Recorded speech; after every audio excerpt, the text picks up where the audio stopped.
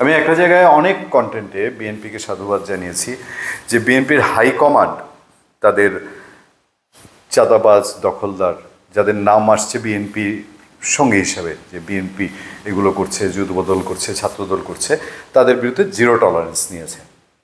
বিএনপির ভারপ্রাপ্ত chairman Tarique Rahman, BNP মহাসচিব মির্জা ফখরুল ইসলাম আলমগীর, বিএনপি সিনিয়র যুগ্ম মহাসচিব রুহুল কবির রিজভী আহমেদ, স্থায়ী কমিটি এবং জাতীয় নির্বাহী কমিটির অনেকের উপরেই এই ধরনের কোনো অভিযোগ আসেনি। তারা শক্তভাবেই তাদের দামাল ছেলেদের সামলানোর চেষ্টা করছেন। তবে দামাল তো দামালি, ওই কে শুনে কার কাহিনী কোনোভাবেই কোনো কাজ হচ্ছিল না।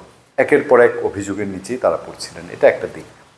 দ্বিতীয় দিক হলো, সেই হাইকমান্ড যদি কোথাও কোথাও এমন কিছু বলেন যেটা ওই দামাল ছেলেরা একটু ভরসা পায় যে আমরা যা করছি আমাদেরটা করে যাই, সিনিয়ররা তো বলবেনই, তখন কেমন হয়?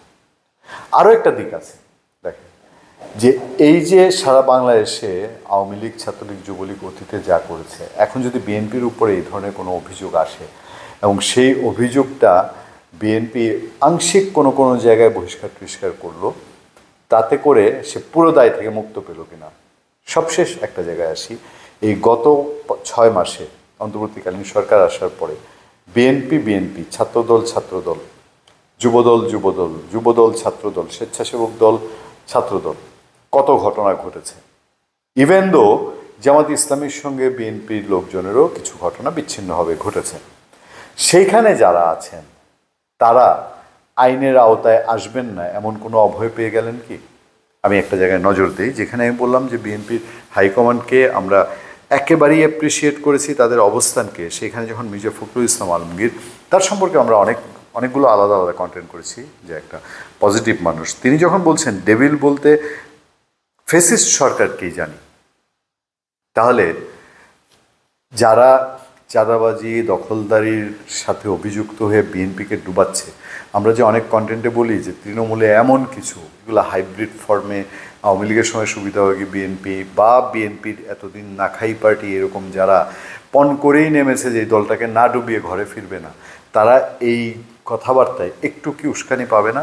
যে না, ঠিক আছে, আমাদের হাইকমান্ড তো বলছে যে ডেভিল মানে হচ্ছে সব ফেসিবাদ, আওয়ামী লীগ, ছাত্রলীগ, যুবলীগ, তাহলে বিএনপিতে কোনো ডেভিল নাই, আমরা তাই তো ধরে নেব, সবাই একেবারেই ধোয়া তুলসী পাতা।